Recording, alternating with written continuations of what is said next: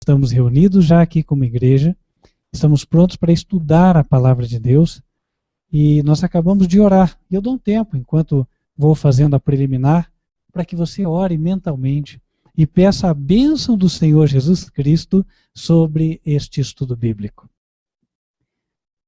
No dia de hoje, queria abrir a palavra com vocês que estão aqui na igreja, no livro de Eclesiastes, capítulo 1, verso 9.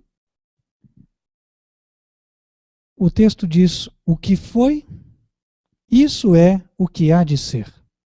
E o que se fez, isso se tornará a fazer. De modo que nada há novo debaixo do sol. Há alguma coisa de que se possa dizer: vê, isto é novo.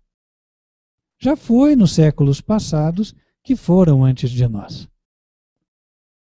Por que nós lemos esse verso? Ora, no dia de hoje foi anunciado a eleição de um novo nome para o papado, Francisco I, cardeal argentino, e muitas pessoas passaram a nos perguntar com respeito àquilo que temos pregado, Apocalipse 17. Em Apocalipse 17, nós tínhamos estudado de que as 7 cabeças da besta correspondiam a 7 reis. E os papas, que eram considerados as cabeças da besta, eles se tornaram reis a partir do momento em que o Estado do Vaticano foi estabelecido. Então, fazendo a contagem, nós tínhamos Pio XI como o primeiro, Pio XII como o segundo, João XXIII como o terceiro, Paulo VI como o quarto, João Paulo I como o quinto, João Paulo II o sexto e Bento XVI o sétimo. Em Apocalipse 17, verso 11, está escrito que a besta que era e já não é, ela é também o oitavo. Tudo isso nós já estudamos em outras ocasiões. E você que nos assiste no YouTube, se você nos acompanha já há algum tempo pelo canal Advertência Final, possivelmente você já viu este estudo também. E agora, quando aparece, ou melhor, antes de falar disso, nós tínhamos estudado também que o 8º rei da profecia seria João Paulo II, que viria possivelmente como um pseudo-ressuscitado. Já explicamos anteriormente de que maneira ele viria. Se você quer saber, pegue outros estudos do canal. Agora, vindo a eleição deste cardeal argentino, muitos se questionam: tá, mas a profecia então falhou? Vocês erraram na interpretação? Ora, irmãos, eu creio que sempre, se alguém errar, deve ser humilde o suficiente para dizer: eu errei. Mas não é o que verifico aqui neste caso. Pelo contrário, né? Hoje, a minha esperança continua tão firme quanto ontem e quanto anteontem. A questão, meus queridos, vocês que nos assistem no YouTube e vocês que assistem aqui, a questão é que nós temos que estudar com detalhes a profecia e como foi o cumprimento das profecias no passado, para que hoje nós não sejamos confundidos. Nós vamos passar no estudo de hoje por 2 profecias. Primeiro, uma vista de Apocalipse 17, dando foco justamente no que nos permite responder o que está acontecendo agora. E depois, nós passaremos por Daniel capítulo 8, que também foi comentado aqui, que nos ilustra, segundo entendo, o período entre a saída de Bento XVI e a chegada de João Paulo II. Então nós vamos responder as 2 coisas. Será que estas profecias falharam? Será que interpretamos mal? Ou está tudo correndo como deveria ser? O texto de Eclesiastes diz que não tem nada novo debaixo do sol. Nós queremos entender o que está acontecendo agora? Basta nós olharmos para alguns séculos atrás. E aí nós vamos compreender isso claramente. Guardem esse verso, porque nós vamos voltar a ele. Queria que nós fôssemos primeiro para Daniel, capítulo 8, que foi uma profecia que nós também abordamos, onde ela nos sugeriria que depois de Bento XVI, nós veríamos o Vaticano dividido em 4, ou o poder dividido em 4. Daniel 8,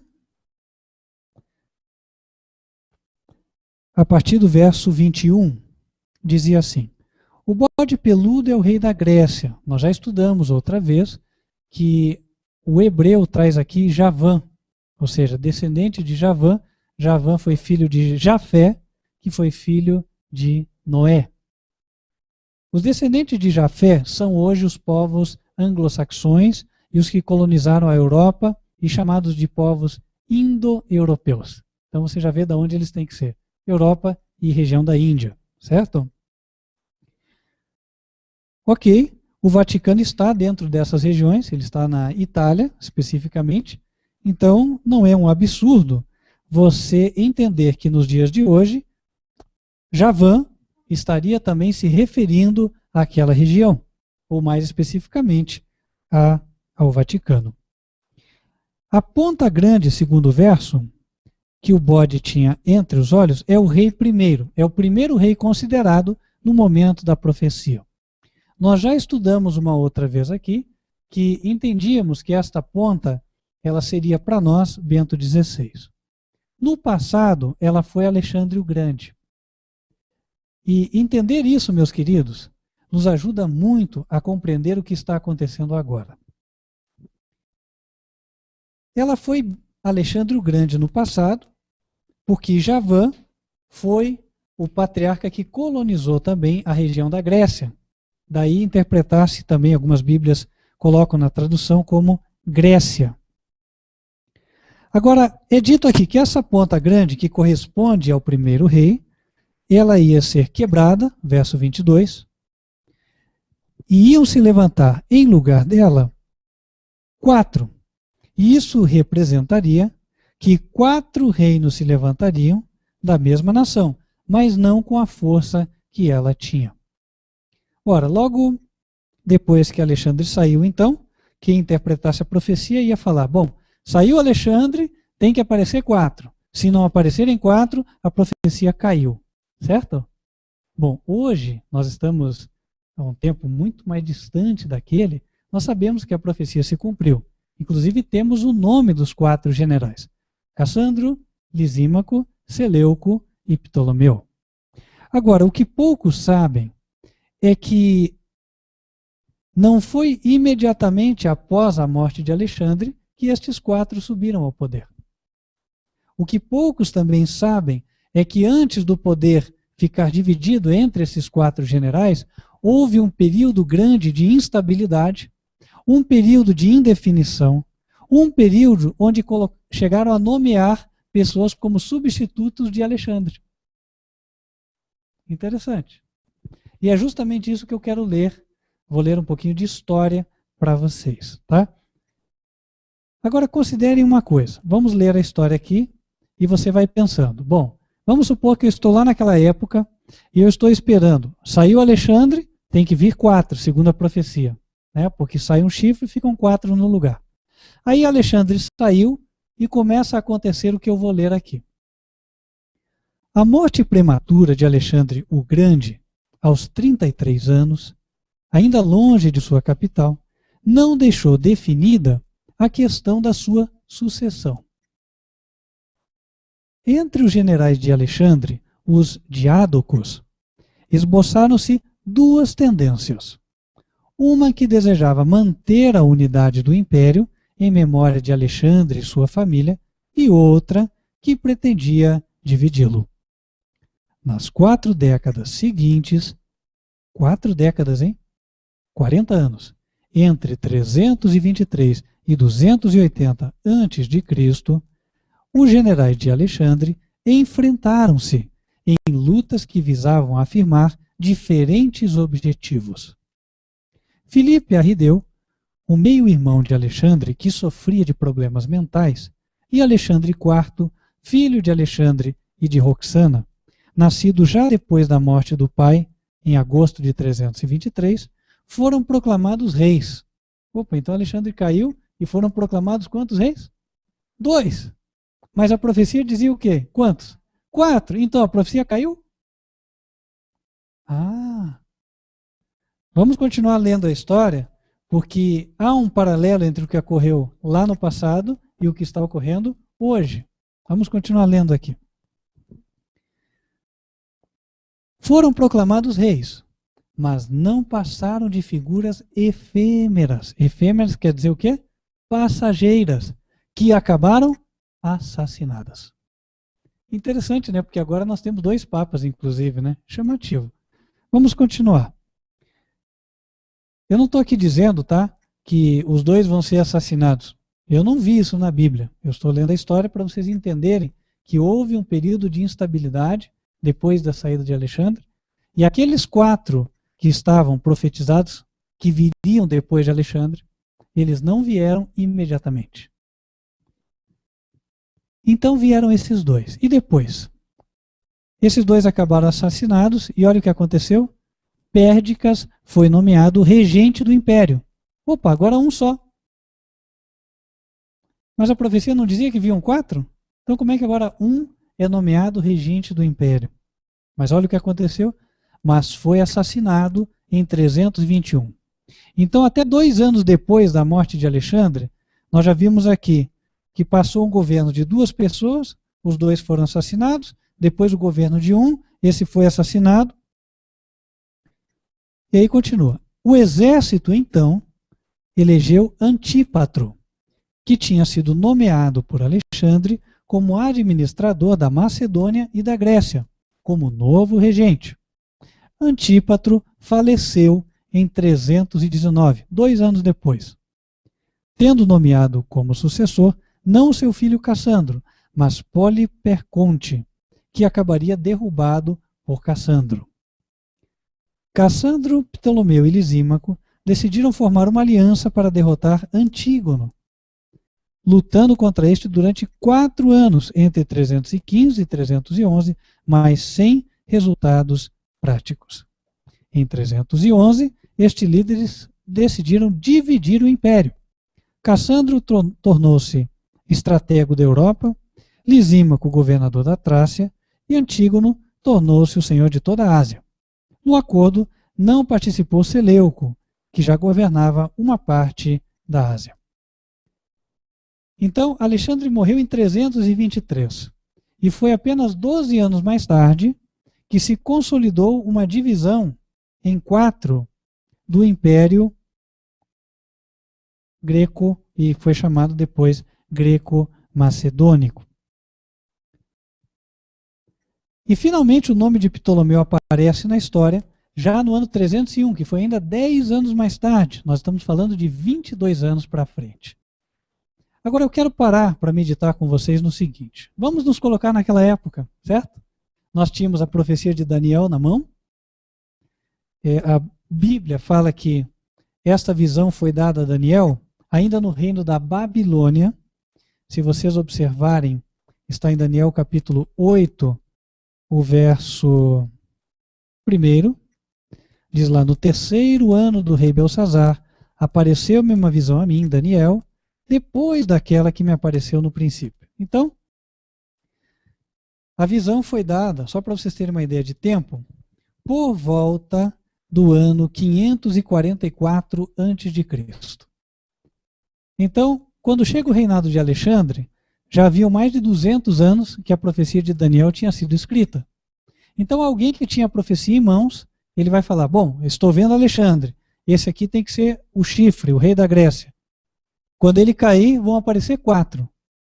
Só que quanto tempo demorou para se consolidarem nos 4? 22 anos. Isso quer dizer que a profecia estava errada? Não. A profecia estava certa. Tanto que hoje nós confirmamos isso. Hoje os principais escolásticos, ou as pessoas que trabalham explicando as profecias bíblicas, professores de escatologia, eles concordam que esses 4 chifres correspondem a Cassandro, Lisímaco, Seleuco e Ptolomeu. Ou seja, a profecia foi cumprida, mas houve o quê? um tempo de instabilidade e tardança. É aí que nós queremos chegar. Tempo de instabilidade e tardança. Vamos trazer agora para o cenário atual. Porque o livro de Eclesiastes disse o quê? Não há nada novo debaixo do sol. O que acontece agora já aconteceu nos séculos passados. Ora, irmãos, há poucos dias atrás, não faz um mês, nós já vínhamos colocando no canal YouTube vários vídeos onde falávamos: vai haver um tempo de tardança. E esta segunda-feira eu escutei que haviam aqueles que diziam: não, a besta vem já, a besta vem já. E até sendo entrevistado eu disse, né? Falei: olha, irmãos, vocês têm agora diante de vocês duas afirmações diferentes. Alguém que está afirmando que a besta vem agora, e estou dizendo a vocês que nós vamos esperar algum tempo para ver a besta. Alguns anos, inclusive. Não vai ser já nem para ano que vem, nem para daqui 2 anos. Vocês esperem, porque o tempo é o senhor da razão. O tempo vai demonstrar, não é verdade? E, de fato, a besta não apareceu. Então, uma classe que dizia que a besta viria já se comprovou que eles não estavam corretos. Agora, analisando a história e vendo que a história volta a se cumprir, está correto nós entendemos que haverá sim um tempo de tardança. Isso é bíblico. Por quê? A profecia no seu cumprimento passado teve um tempo de tardança. Foram inclusive 22 anos, certo? E agora no tempo presente? Quando consideramos chifre pequeno como Bento XVI e depois dele o Vaticano finalmente dividido em 4. Né? A princípio ele saiu, ficaram 4 cardeais e falamos: opa, parece que o cumprimento é imediato já. Só que o que estava acontecendo era apenas iniciando-se um período de instabilidade. Ora, que o Vaticano está em instabilidade, acho que ninguém aqui duvida, não é verdade? Até porque os noticiários estão amplamente informando isso. Antes do conclave já dizia-se que havia uma divisão profunda entre os cardeais. Depois, em seguida, foi-se para o conclave.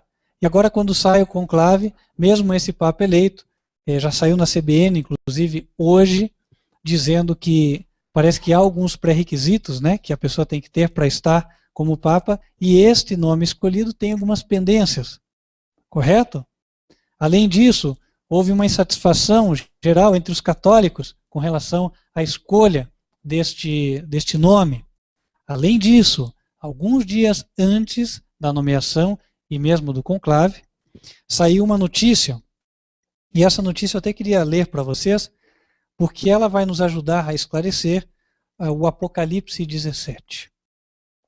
Porque Apocalipse 17 ele fala assim: são 7 reis e o 8º rei é a besta.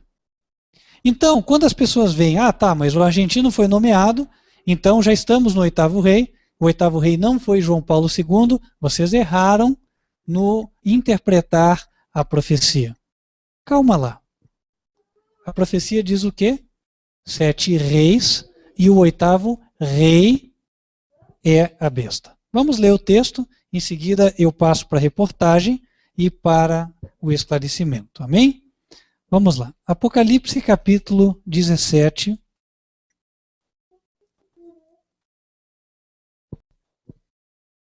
Versos 9 e 10.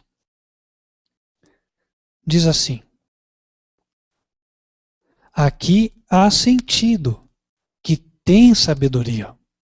As 7 cabeças são 7 montes, sobre os quais a mulher está assentada. Esse é o verso 9, o 10. E são também 7 reis. 7 o quê? Reis. O que é um rei?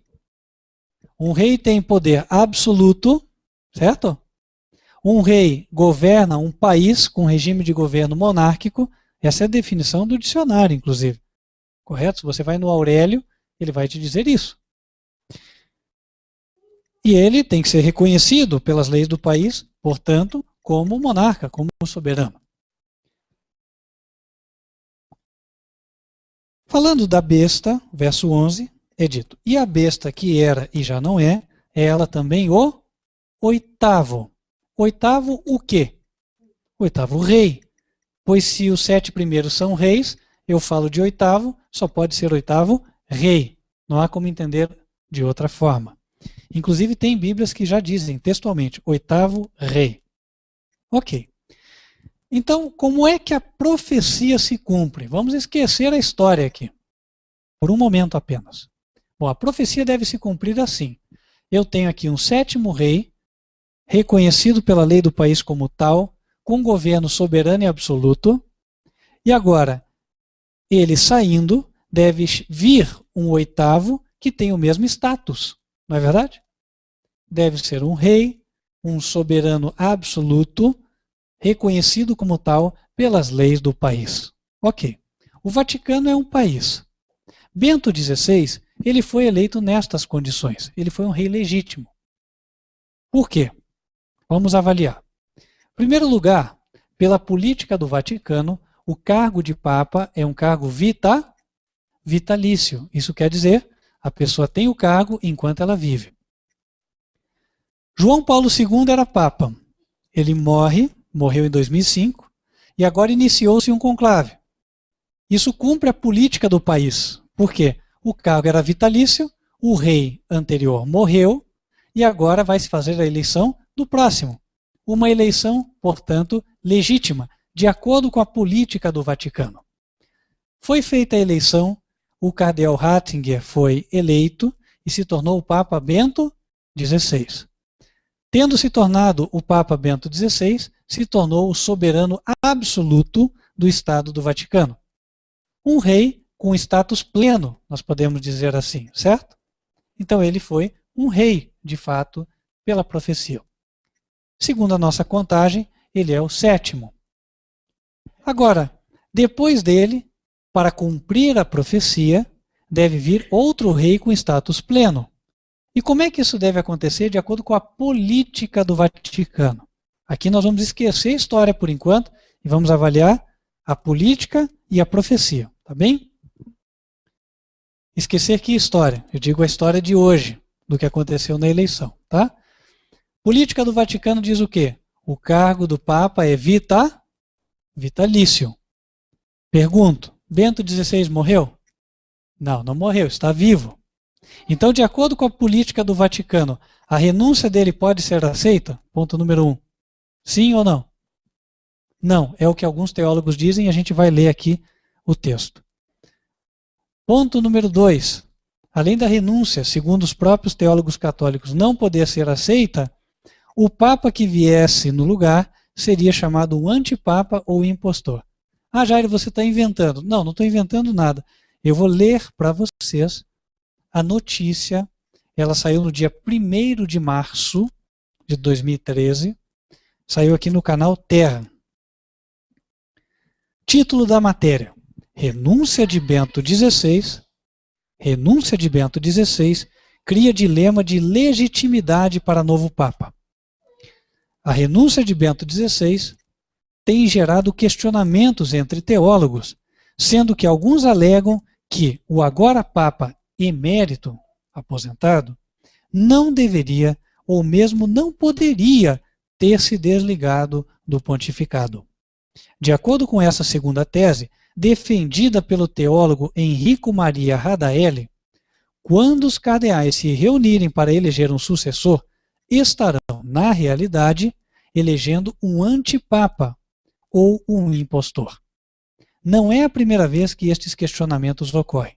Daí ele explica aqui a época em que o Papa Celestino renunciou, o Papa Bonifácio assumiu, e o seu pontificado, o pontificado de Bonifácio, foi questionado porque disseram que não era legítimo, dizendo que o Papa anterior não poderia ter renunciado e, portanto, Bonifácio VIII não poderia ser o legítimo herdeiro de São Pedro. E aí, um pouco mais para frente, eles dizem assim, olha que interessante, uma lição muito curta de teologia católica é necessária neste ponto. Os postos de padre e bispos são considerados sacramentais, como o batismo ou o casamento. Um bispo e um padre podem renunciar a seu trabalho, mas, segundo a Igreja, continuam a ser bispos ou padres. O papado, porém, não tem um status sacramental, mas é uma função. Então vocês ouviram aqui que os próprios teólogos católicos entendem o quê? Que o Papa que ia ser votado seria um impostor ou um anti-Papa. Pergunto, um impostor é um rei legítimo? Sim ou não? Não. Agora, quem está dizendo isso? Sou eu? Não. Se fosse eu, qualquer um poderia questionar e falar, você está ajeitando a história só para a teoria não cair. Mas não sou eu quem está dizendo. Quem está dizendo são os teólogos de dentro, os teólogos da Igreja Católica. Entendem? Ou seja, e se eles estão dizendo isso, este Papa que está entrando agora, sendo considerado impostor, ele é um rei? Com status pleno? Não. Pois ele não tem o poder absoluto reconhecido nem dentro do seio da Igreja. Ora, se ele não é um rei com status pleno, ele cumpre a profecia como sendo o 8º rei? Não. A profecia ela é absolutamente silenciosa com respeito a antipapas ou impostores. Ela só fala de reis com status pleno, porque é a única forma de se entender rei. Entendem? Se não for um rei reconhecido pela lei do país, se não for um rei, né, que tem o status pleno, ele não é rei. Ele pode ser qualquer outra coisa. Ele pode ser até um usurpador do trono, não é verdade? Mas rei, ele não pode ser considerado. Então, irmãos, nós temos que estudar muito a fundo a profecia. Alguém poderia dizer, é muito fácil dizer isso agora, que tudo isso já aconteceu e ele foi nomeado. Por que você não disse antes? A resposta que eu tenho para você que nos assiste no YouTube e para vocês na igreja é, sim, não só disse antes, como documentei. Está lá na nossa página do Facebook, o nosso post de 28 de fevereiro. Foi postado, inclusive, antes dessa matéria aqui sair. Eu desconhecia essa matéria. Mas nós colocamos, olha, os títulos de Papa aposentado, dado para Bento XVI, né, e cargo vitalício, essas duas coisas elas não se harmonizam. Porque se o cargo é vitalício, a pessoa não se aposenta, certo? Só se aposenta quando morre. Então, o Papa que fosse eleito, ele não seria eleito com legitimidade. E esse foi o título mesmo da matéria do dia 1º de março. A matéria disse que cria uma crise de legitimidade para o outro Papa. Para efeitos práticos, o que pode acontecer? Só para vocês entenderem, eu vou ilustrar. Isso aqui é um exemplo hipotético, tá bem? Tá bom, foi feita a eleição, agora ele assume, entra lá, recebe a coroa, tudo certo. Ok.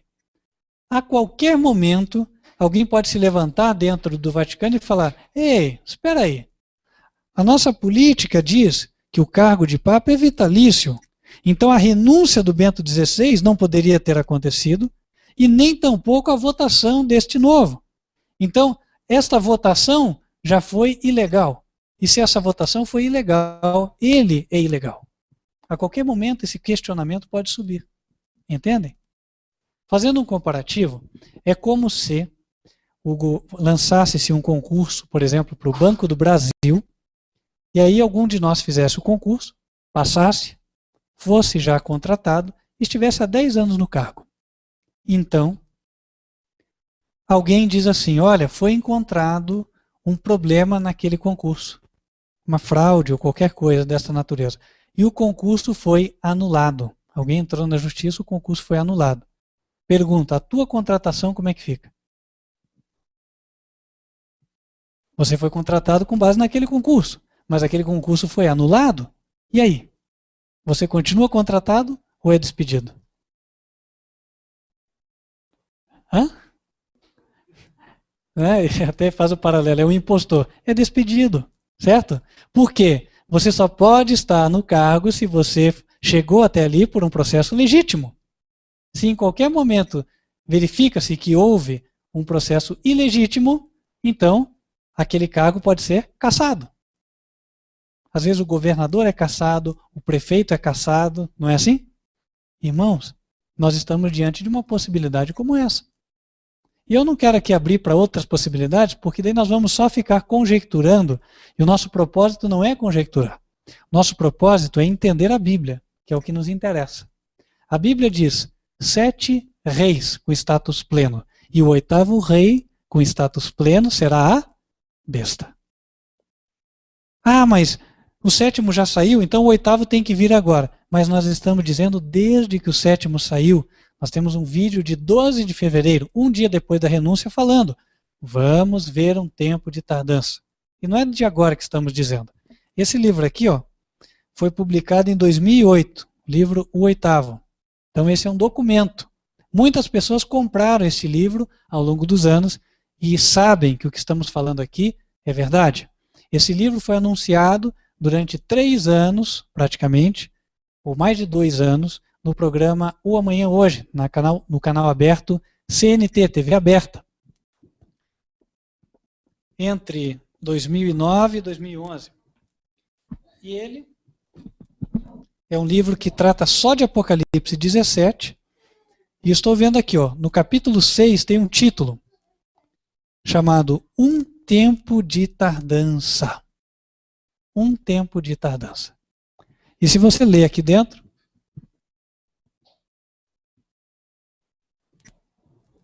vou pegar aqui.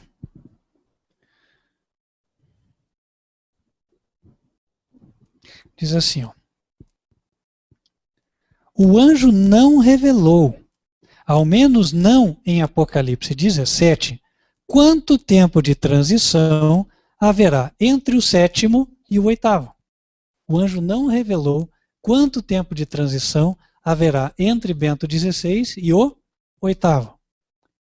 Dure 1 mês, 3 anos ou mais, não agride em nada a interpretação profética aqui apresentada. A aparição do 8º é o foco da revelação do mistério de Apocalipse 17. Ou seja, a profecia se concentra no evento e não no tempo em que vai acontecer. Apocalipse 17 não te apresenta data, certo? Ela te apresenta eventos. Sai o 7º, vem o 8º. Quando? Ora, no tempo de Deus. Quando Deus quer, não quando o homem espera. Entende? E voltando a fazer o paralelo de Daniel 8, para nós conseguirmos fazer um fechamento e aí avançarmos para o final. O que aconteceu na época antiga? Saiu Alexandre, as pessoas esperavam que viessem os 4, mas demorou 22 anos para que os 4 aparecessem. Irmãos, em 22 anos, quantas pessoas crentes na profecia podem morrer? Muitas, né? Quem sabe muitos morreram crendo na profecia, mas não vendo ela se cumprir. Não vendo os 4 ali. Mas a profecia estava errada por causa disso? Não. O mesmo ocorre agora. Deus, meus queridos, sempre usou o tempo para provar a fé do seu povo. Sempre. Claro que o tempo é usado por muitos, aqueles que não creem ou querem se manter na incredulidade, é usado para zombar, para lançar pedras, né? Mas isso não deve abalar a fé do crente. Por quê? Porque o Senhor já ensinou que Ele nos provaria por meio da tardança. Dá uma olhada em Mateus capítulo 25. Mateus capítulo 25.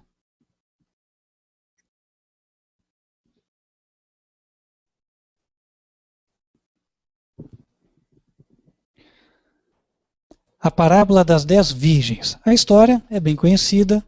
O noivo estava por vir, as virgens estavam esperando para participarem da festa de casamento.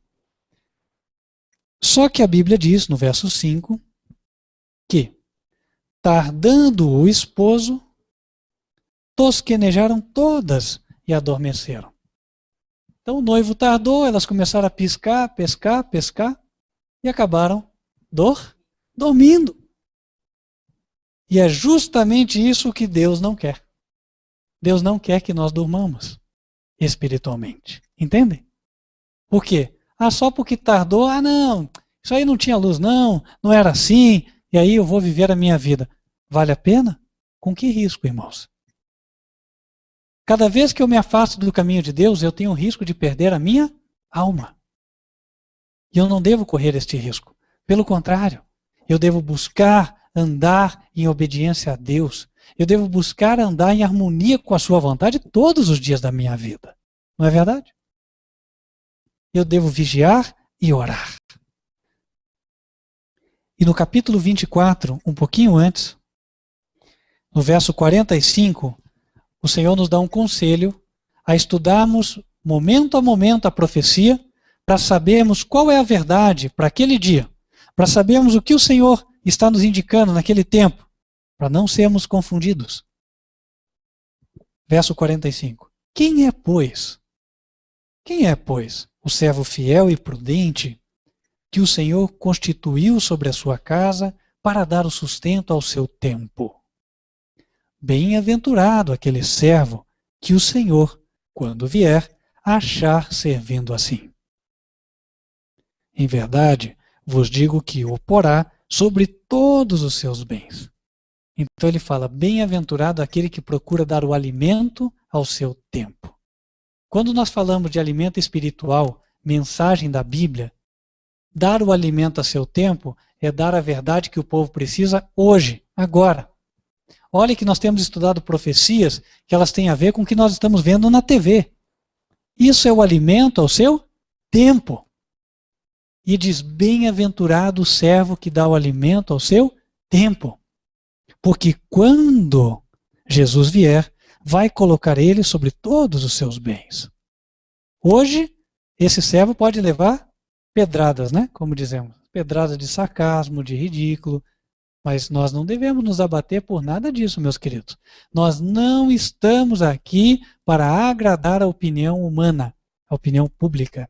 Nós estamos aqui para investigar a palavra de Deus e transmiti-la. A palavra hoje pode não ser aquilo que as pessoas querem ouvir, mas certamente é a verdade. Verso 48.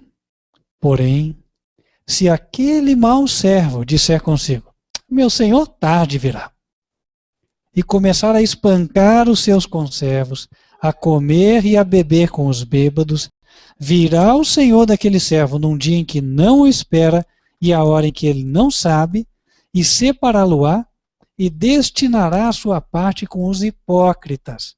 Ali haverá pranto e ranger de dentes.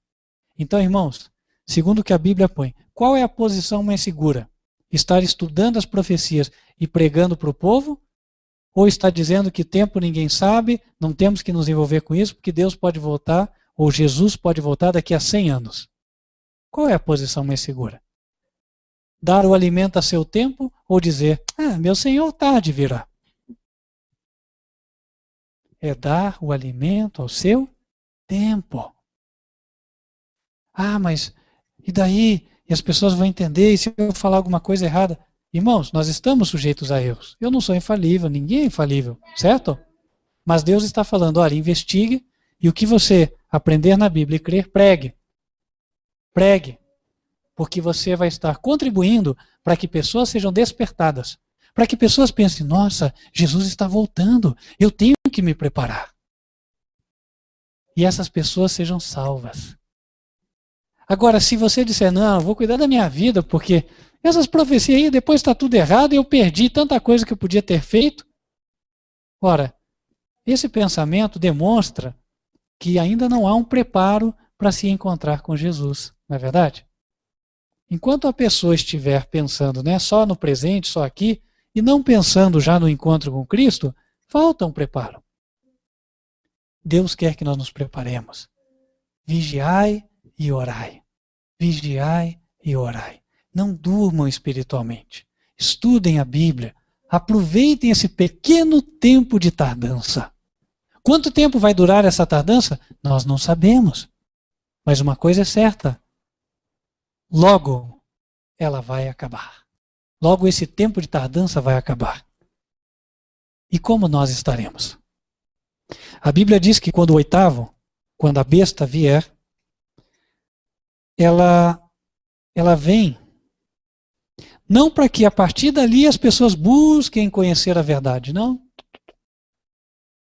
A Bíblia diz que quando a besta vier, quem tinha que aceitar a verdade, já aceitou. Quem teve acesso à verdade e podia aceitar, já aceitou. E quem teve acesso e até ali postergou, não quis aceitar, já rejeitou. Dá uma olhada em 2 Tessalonicenses, capítulo 2, quando ele fala ali do filho da perdição, que é a mesma besta do Apocalipse, tá? 2 Tessalonicenses 2, versos 1 a 3.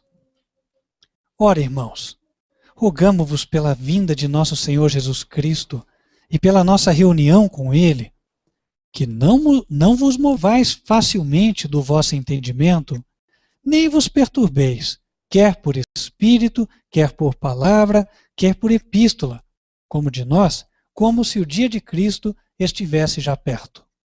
Ninguém, de maneira alguma, vos engane, porque não será assim, sem que antes venha a apostasia e se manifeste o homem do pecado, o filho da perdição. Aí, falando do filho da perdição, no verso 9 ele diz: a esse cuja vinda é segundo a eficácia de Satanás, com todo o poder, sinais e prodígios da mentira.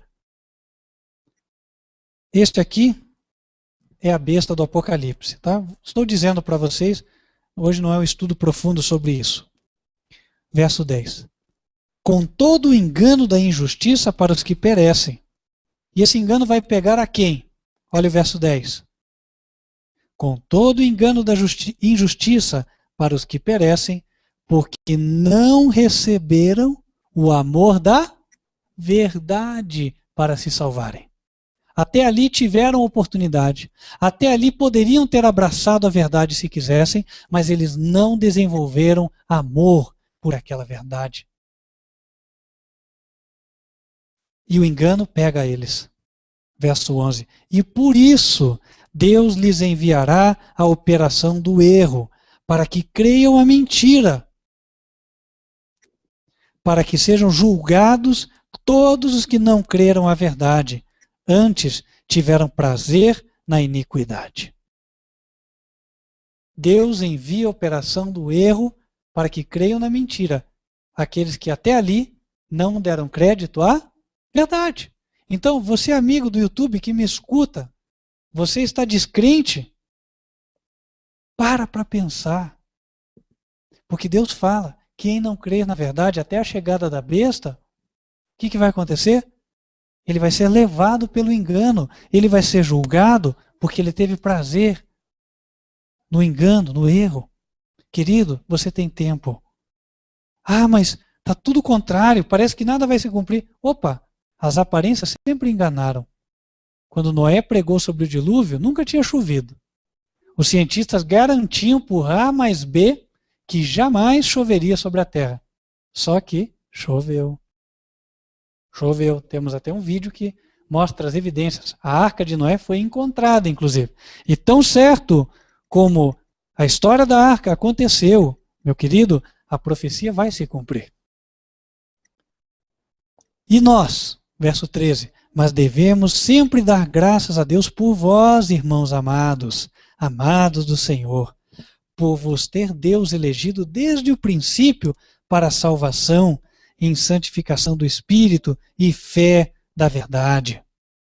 Verso 15, então, irmãos, estai firmes e retende as tradições, quer dizer, os ensinos que vos foram ensinados, quer por palavra, quer por epístola nossa. E o próprio nosso Senhor Jesus Cristo e nosso Deus e Pai, que nos amou e em graça nos deu uma eterna consolação e boa esperança, console o vosso coração e vos conforte em toda boa palavra e obra. Que assim seja, meus queridos. Que nós atendamos a esta exortação, porque esta exortação é para nós. Estejamos firmes, retenhamos a verdade que temos aprendido. Você que nos assiste pelo YouTube, retenha as verdades que você tem aprendido. Veja os vídeos, busque mais material para você aprender. Você tem tempo, porque chegará o tempo em que aqueles que hoje não aproveitaram a oportunidade vão se lamentar. Sabe, hoje muitos dizem assim, esse pastor só quer dinheiro. Meu querido, hoje eu digo para você, Eu não quero o teu dinheiro. Deus não quer o teu dinheiro. Deus quer que vocês tenham acesso à verdade. Então, se o material está ali à venda, é só porque não tem como colocá-lo de graça, não há verba para isso, certo? Mas, no dia do juízo, Deus vai poder perguntar para cada um: você aproveitou-se da oportunidade que você teve? Você teve acesso à verdade. Você quis? Ou você desprezou a verdade? A escolha é sua, não é minha. Eu vou ter que dar contas no juízo das minhas ações. Pode ter certeza de que se há infidelidade em mim, o céu está escrevendo. E eu vou ter que dar conta diante de Deus. Estou falando isso na presença de Deus. Agora, cada um de vocês também. Você que tem acesso, tem oportunidade de chegar à verdade. Aproveite. Para que você esteja firme na verdade, nos ensinos do que o Senhor tem passado. Queria concluir com este apelo. Quem gostaria de reter a verdade? Quem gostaria de permanecer firme na verdade até o final? Amém? Glória a Deus. Vamos orar por vocês nesta noite. Nós vamos aqui orar. Você pode ou me acompanhar, eu vou aqui me ajoelhar. Se você está aí nos assistindo, esteja em reverência ou da forma que Deus te tocar para fazer. Nós vamos invocar a Deus o poder de Cristo, para que nós estejamos firmes. Senhor nosso Deus, neste momento de tanta turbulência no mundo, Senhor, um momento de indefinições não só no Vaticano, um momento no qual há rumor de guerra, Senhor, um momento no qual as pessoas estão na expectativa do que pode acontecer, quando recentemente um meteoro caiu na Rússia, Senhor. Quando vimos meteoros nos céus do Brasil.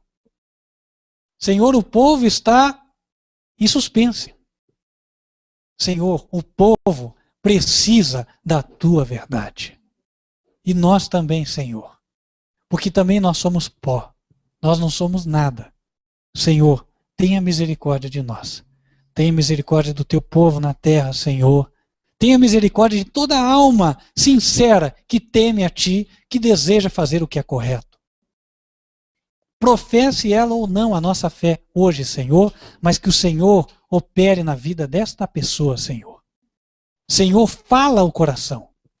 E que o teu poder, o teu Espírito Santo, Senhor, seja sentido na vida, no coração de cada pessoa que recebe esta palavra, Pai.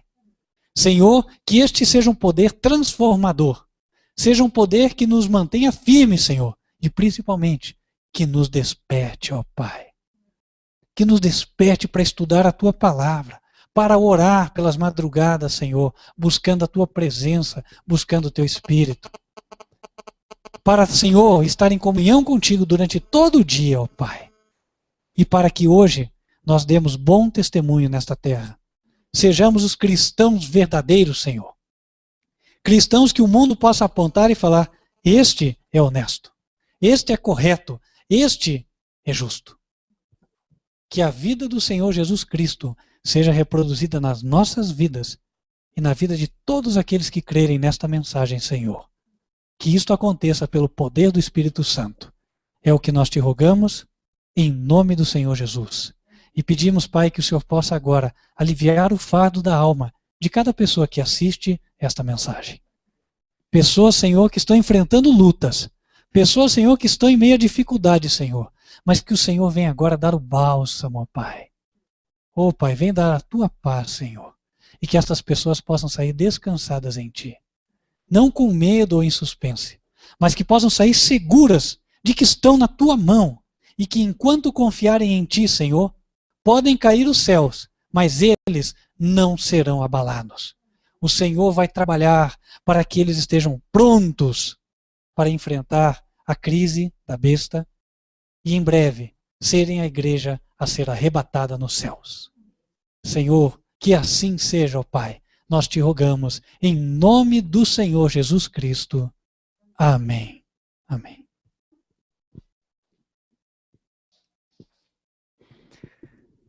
Nós vamos nos despedindo de você que nos assiste pelo canal YouTube, canal TV advertência final, ou digo melhor, pelo nosso site www.advertenciafinal.com.br. Lembrando, a partir de agora, já estamos fazendo as transmissões ao vivo diretamente do nosso site www.advertenciafinal.com.br. Ali você encontra a mensagem para o tempo do fim. Nós vamos ficando por aqui, desejamos que Deus te abençoe e que o Senhor te abençoe e te guarde. O Senhor faça resplandecer o seu rosto sobre você e tenha misericórdia de você. Que o Senhor levante sobre você o seu rosto e te dê a paz. Amém.